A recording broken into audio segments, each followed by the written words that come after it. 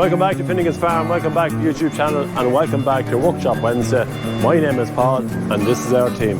Hello, I'm Mick, and I'm the mechanic. Hello, I'm Caelan Russell, and I'm the mechanic. Hello, I'm Sean, I'm the apprentice mechanic. Hello, my name is Marco, I love to weld. This is Bruce, this is Blake, them two best students. Don't forget to like, subscribe to the videos, and comment if you want, and we will get back to you. In for repair today, we have our John Deere 2850. We also have our Bargam Sprayer along with our Landquip Sprayer, and we have a Volvo L60E in for service. But just before we get started, I want to point out a few flyers that have come in here. We have Mahi's fundraiser in aid of cancer charities.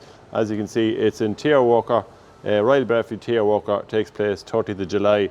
Mountain walk starting at 11:30, followed by a tractor run. And then there's an auction, and here is a list of all the stuff that's on the auction. So we've everything from socket sets to battery drills to bicycles, loads of stuff there on auction there, and that takes place on the 30th of July. So yeah, look at quick shout out to the guys there. As again, all great causes here, so well done to them on that. We also have then a tractor run, a multi-farm men's shed tractor run taking place on Sunday the 6th of August. Registration from 11:30 in Multi-Farnham Community Centre, and it starts at 1 o'clock. Entry fee €25, includes refreshments and driver's straw. So again, another very, very good worthy cause. So that's the shout outs there before we start. But first of all, we're going to head over to the 2850. John Deere 2850, very, very popular tractor in this day, Caelan. We came across this tractor last year. It probably sat in a bit of storage, and we decided, had a little bit of time, we don't have much time, but we just kind of wanted to get ready. It has a loader on it, we might leave it just in one of the fields for doing a bit of straw, but again came in not maybe such good repair. So mudguards were well gone. It's actually 92 MO3648, so if you know where that tractor came from, guys, put it in the comments and We'd be glad to know. we'd be glad to know, yeah. Anyway, as we said, we have a few jobs to do. We're just going to do the bare minimum on them just to get it going. Yeah, fairly obvious ones was obviously the mudguards, completely rotten off it. No lights, well the lights were hanging on by a thread, and they will have to be replaced. What else have we here? And a bad seat is the number one thing, because well, I don't even know where the seat cushion is, but there was one in it. But between that and the whole inside of the cab, it just needs a bit of loving, really. But overall, now mechanically, it is actually fairly good. Maybe fit new track ends, and our alternator's not charging properly, but other than that, yeah, well this one has air con, she has the high lift on it, like, so it is a fairly high spec, probably some of the last, I'm not just sure, I think it could be 93 was the last 2850s that were made. Yeah. So while it just mightn't look the prettiest at the minute, I guarantee you there, we will just get up and running, and we'll just see have we many oil leaks. I know there's track rod ends have to be done in it too. Yeah, they're fairly bad. The steering is fairly poor on it, because obviously there was a loader on it. So that generally doesn't happen, just doesn't add to the problems. The dash is good enough on it. Yeah, and the only thing is, it won't start unless you pull out the right hand dash. We just need to, whatever it is with that, you give it a little pull as you turn the key and it'll fire up. So it has a safety device on it, is that what you're telling me? Yeah, it's a good anti-theft, but we're after ruining the secret now. Yeah, that's true too, yeah. Yeah, well look, it's just general wear and tear here. As we say, we have a good few bits here on the ground, but they are main components. Hopefully we'll be able to get them repaired and get it back into it. We will keep you updated on it. Now we have the loader on, as we say, it's in a fair bad out state as well. The pins and bushes are completely non-existent in it. So yeah, a little bit of TLC on that as well, but that's the 2850 for the moment anyway, till we get it to the next stage. But no, it doesn't take much to tidy them up now, so you get the few simple bits done. We'll probably get Sean in and do the cladding as well. He's good on that. It's fairly tedious old job, and look, he's actually gone out the door as he speaks, so wouldn't blame him. Wouldn't blame him for that. Yeah. We hate all them jobs. Yeah, but you look, have to be done. Yeah. So we have our new mudyard compared to our old mudyard, which you see is quite in a bad shape. We've gone for a slightly wider one on this. They are available as a slightly wider mudyard, which we have is the same as the 3650, and they are available as well. So when we mock it up to it here, it's just going to cover the wheel and more, which will be a nice job. Which probably you could put wider tyres on if you wanted it, but we leave them ones that's on it. They are the original on it. But yeah, look, it's just primed, so that has to go, and we'll get that sprayed up one for this side and one for the far side. And that's really it then, that should be the mud goods on. Bargam Sprayer in for repair. Yeah, look, we have a slight issue with a hydraulic leak, oil leak on this hydraulic pump which bolts onto our main pump. You found a problem here to get so it's not the seal on the pump end, it's the seal on our motor end, it's the seal on our pump end, because it's draining the oil level, and it's a fairly simple seal to do, because all you have to do is take off the 4 bolts and pull out your seal with screws or whatever, and it's not that big of a job to do, but it is fairly important because there's not a big quantity of oil in the pump, and if it leaks it out of it, there's not much to lose in the first place, so it's important to get it fixed. Well, Jen, we've just seen a bit of a puddle underneath it. Now it's a telltale sign that there's something not quite wrong. Right, and that seal is gone, so we'll replace that, and that'll be, hopefully that'll keep it right. Yeah, there's not much to it anyway, thankfully. No, we're here with Marco, and we have the hitch of our case combine. Now, we had a problem with there last year. This is the quickfit hitch, and they are a deadly job because all you have to do is reverse into it, and once the combine hits the hitch hits the eye on the trolley, it clicks in itself and it's able to latch, and you don't have to get out.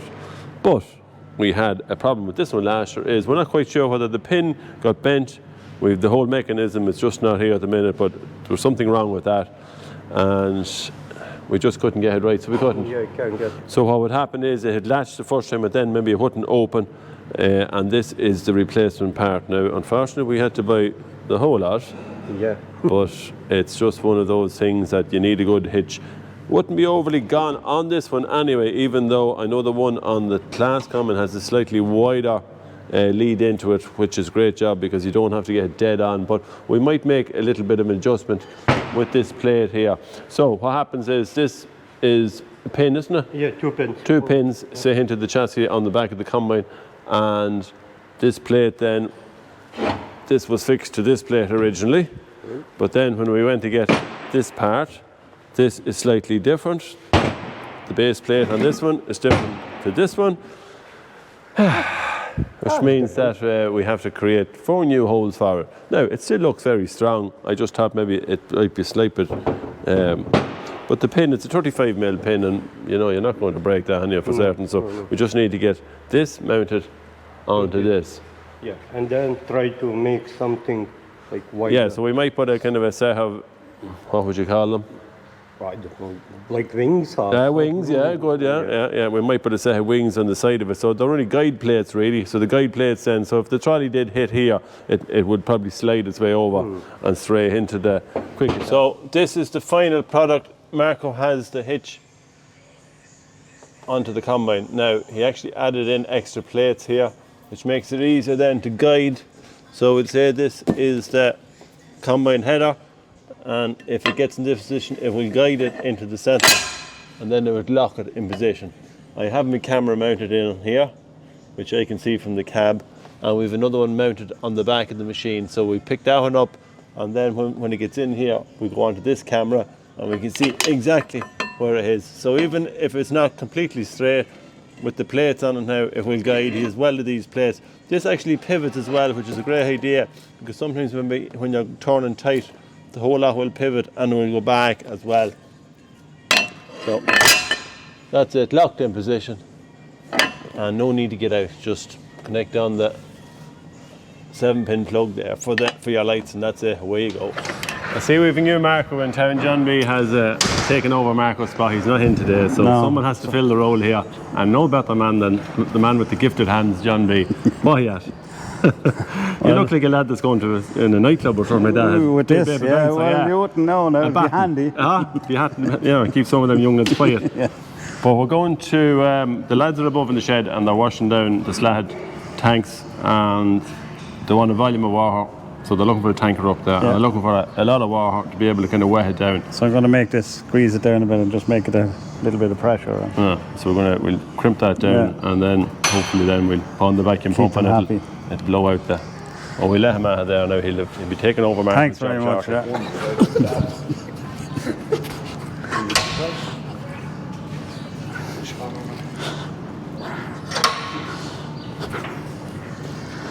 Don't break the vice. Don't break the vice. I think we've enough, have we, Sean?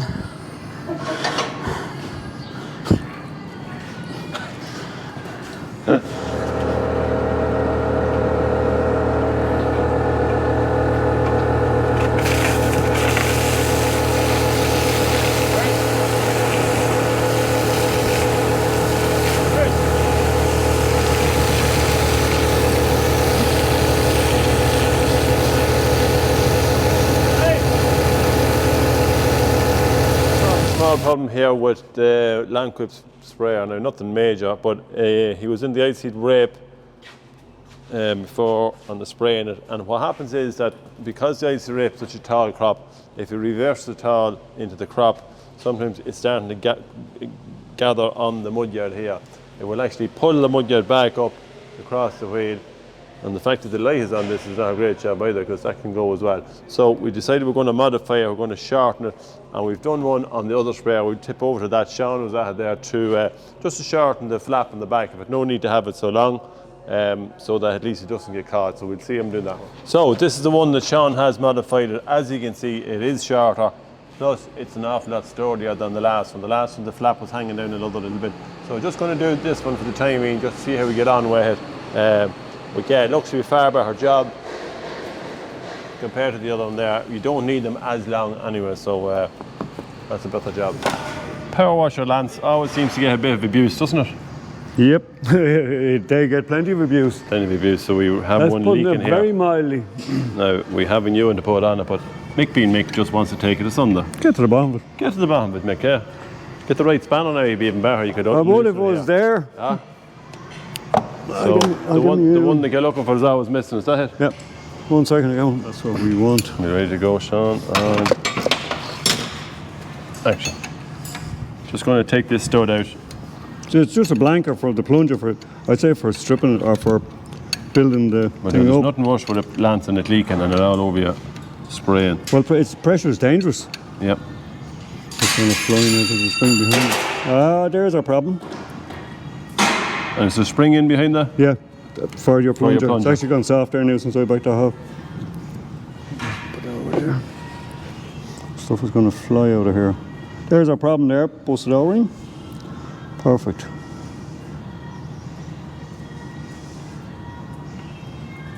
Any particular O-ring that goes in, or will it be a I'm going to put thread tape on as well. bit of a thread? Might as well go the whole hog. As you can see, probably a lot of iron in the water with the colour of it there anyway. We check that in there as well. You check that in there, is there? Is there another seal here? There is. Well, there's no bits of it. So, Oh, the plunger pushes the ball up off its seat and that'll lose it down. When you push that up, yeah, it pushes that ball off its we do have seat. a seal there as well, don't we? I don't know, there's one there, but I don't know if there's one. But that'll be an internal leak, it's not going to leak externally. It'll be leaking on the nozzle. Right, so a bit of thread tape and I bring think so, new seal on. hopefully No that'll be- ring. Volvo L60E in for a service. We don't see this Volvo that often because it's on an out farm, and just generally when we get it back we need to make sure that she is in service, which it is. Yeah, yeah. But what are we looking at here, Caleb, just to go through the... Now, so just the basics on the service end of it, which is pretty much everything other than changing transmission oil. Yeah. And like we're changing axle oils and everything. And after that, more or less just looking for problems, whether it's leaks, grease Yeah. nipples that are blocked, because it has the auto greaser system, which you can take for granted. Yeah, you have to check it out. We've seen that last year with the carrier Yeah. bay on. So, no, I mean, other than that, going around every single one, taking off a pipe and putting it on. But you're just looking, because if something's washed, you'll see grease starting to appear. If it's anywhere obvious it's not, Yeah. then we'll be looking at problem areas like that.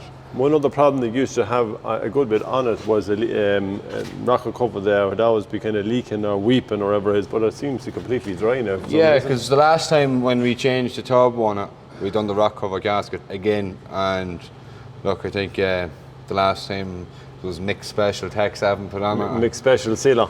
But if that's what it took, it's working now fine, and there's no leaks, because it was always a very, like that whole engine was black, but now it's lovely and clean. The only thing is a bit of oil coming out from around the Yeah. lipstick of pulling it out, but other than that it's nice and dry now. Yeah, I look at the fairly, to be honest, the Volvos, that's, I think this is 2005, so at 18 years of age, you're still fairly bomb-proof to keep going. Yeah. Not sure how many hours on it, because we had a clock change at some stage. It wasn't an hour time, it was before we got it. But I'd imagine there's probably 15,000 out or more, maybe. It says 6 in the dash. I'd say we're probably being generous to it at that. Yeah. But yeah, look, we're just going to do a quick service on it, and she's ready for field then after that. Yeah. So now it's time for tips and tricks, tips and tricks. this week's tips and tricks. We have Mick, who, when it comes to electrical, absolutely loves this work, don't you, Mick? Happy days. Happy days, yeah. Most happiest when he's at the lights and things like that. So we're just fitting extra lights to a forklift. Now, the most important thing about fitting lights, or especially extra lights, is that You don't overload the circuit. yeah, And burn out the wiring there. right. Set the car on fire or the van on fire, tractor, Because whatever. that would generally happen years ago when lads are putting extra lights on. But now with LEDs, because there's probably just that low power It's only consumption. about half an amp. As against a 60 watt halogen bulb, we're talking about 6 amps. So it's 12. So remember on the potato harvest, we Yeah. added more lights and we never blew a fuse on. So what have we got here? Good value too, you were saying? Yeah, 10 of them from, I think it's Total Source in Sligo. For 10 of them for €80. Yeah, And we've had them, they're on one forklift there 2 years, and not only forklifts, but the shaking and rattling. yeah, you will find that maybe the LEDs will go after a while. They do. I think they have a lifespan anyway. Some of them longer than others. Particularly on trailer lights. Yeah, but if the cheaper I think ones, it's if you quality. buy cheaper, you know, you're going to get cheaper. But I have to say, we have these, we just tried these initially and they have been good. So, going to put them in a forklift. But on something like this, especially the one that's at the potato boxes, we generally have a light from behind, which is, Up there on top of the roof. yeah, which Mick has one mounted up here. I presume that has to go back on, doesn't it? Oh yeah, but I need to get power. Yeah, so you're going to take power off that. Yeah. How are you going to leave it like that? What about a light here? Where else That's have I'm we? linking that one into the reverse light. That one there will be onto the main light, so that'll be on once these lights on. Yeah. And then 2 more are going out here. There. These two have been mounted in. That's why you seem to like them. They're doing on that panel there. Yeah, so it's just, it all depends where you're lifting the boxes up and down where you need the most So light. see, but once they've always pointing straight forward, they can tilt the top ones back. Yeah. Yeah, these ones on it, yeah, right. Yep. So we'll let him walk away at that anyway. So once he's at the lights, he's happy out.